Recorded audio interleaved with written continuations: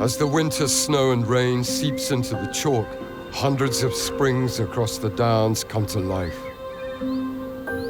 They flow into several rivers that have carved valleys through the South Downs. As water levels rise, the rivers spill across the floodplains, creating some of the most important wetlands in northern Europe. In the Arun Valley, Buick swans with their distinctive yellow beaks spend the winter grazing on water plants and grass. In the Western Downs, the springs flow out across the chalklands to create a very different kind of river.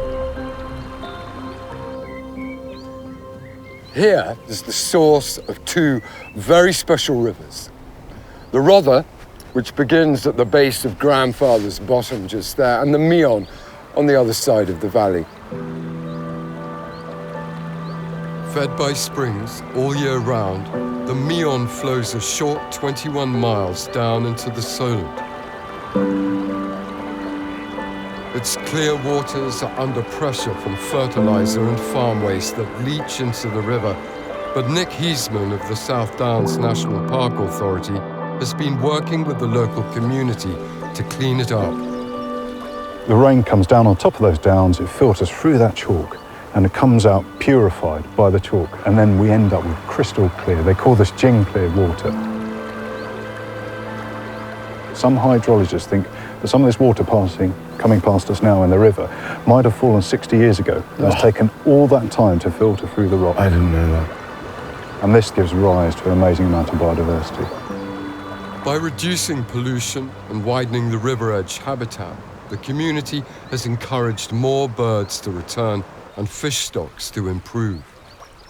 And in recent years, a very special creature has come back to the Meon.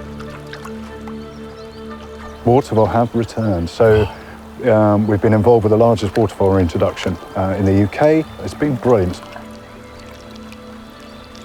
After being wiped out locally by the American mink, the park has been working with the community to release more than 300 watervoles back into the river.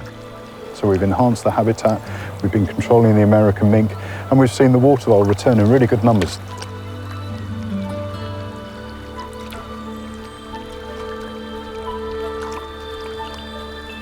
And actually, this is really good watervole habitat here. That's really good.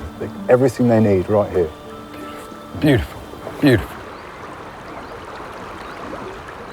After an absence of 20 years, the river is also seeing the return of one of Britain's rarest predators. Assistant Ranger Laura Dean has set up remote cameras to film several platforms along the river. We have currently 7 wildlife cameras out in the river now. Yeah. And this is on one of our sites. No.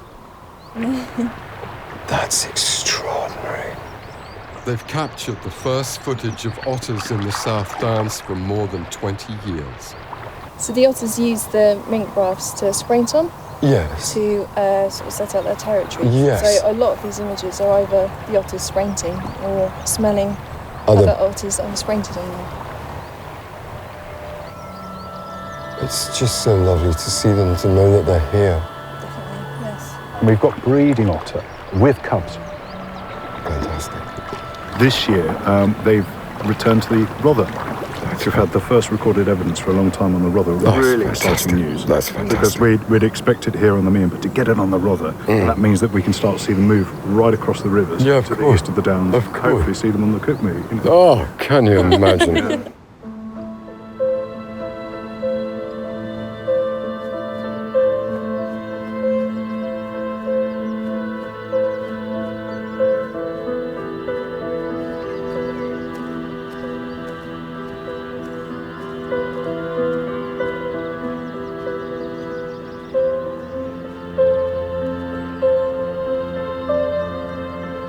The last hill. On the other side of the brow of this hill, St. Catherine's Hill, at the western edge of the park, the South Downs Way runs into Winchester, Journey's End.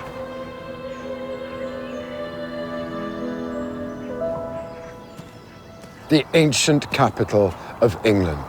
And it was here that Alfred, in the 9th century, had Latin texts translated into English. And through his educational reforms, he fostered the birth of the English language, which was instrumental in tying the nation together.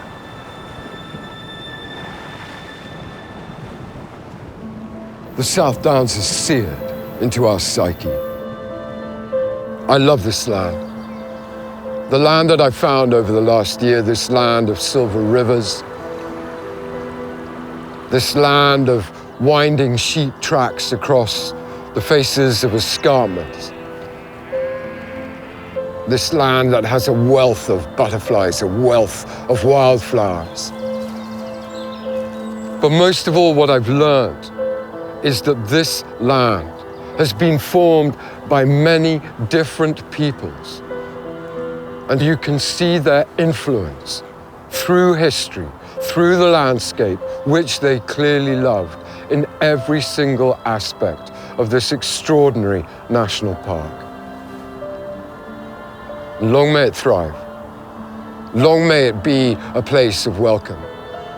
And long may it be a haven for all life, human and natural.